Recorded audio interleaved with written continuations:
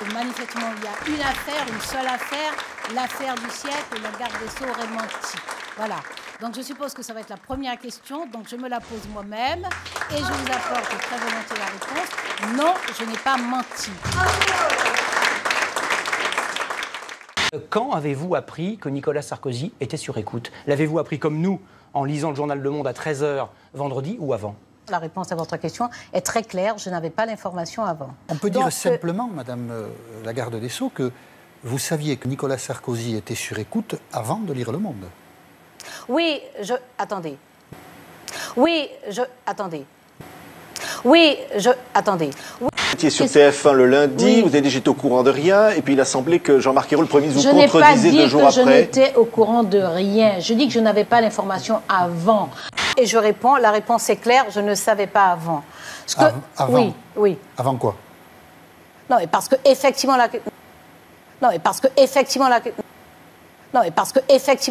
mais attendez, monsieur Apathy, vous avez changé de métier, là? Oui. Non, alors mais ça je fait vous quand pose même une question simple. Ça fait une semaine que quand même, parce que lorsque ça démarre d'où? Que quand même, parce que lorsque ça démarre d'où? Ça démarre génétique. Vous avez dit ceci en montrant ces documents, c'était mercredi, lors du point de presse à l'Élysée. On écoute.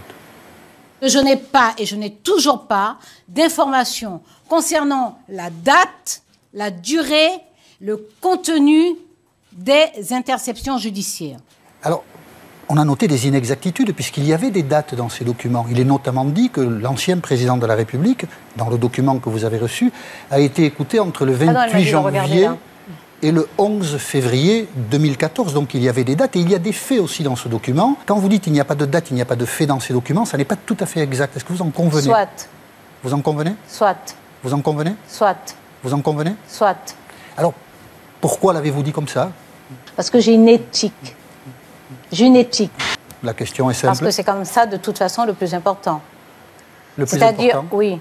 L'opposition parle de mensonges. Vous reconnaîtriez une maladresse au moins?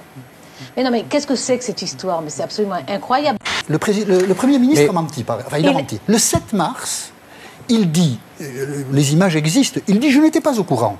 Et puis, cette semaine, il va au journal de France 2, il dit « j'étais au courant ». Donc il y a de la part du Premier ministre, il y a 2 choses contradictoires qui sont dites. On se demande pourquoi d'ailleurs. Parce que j'ai une éthique.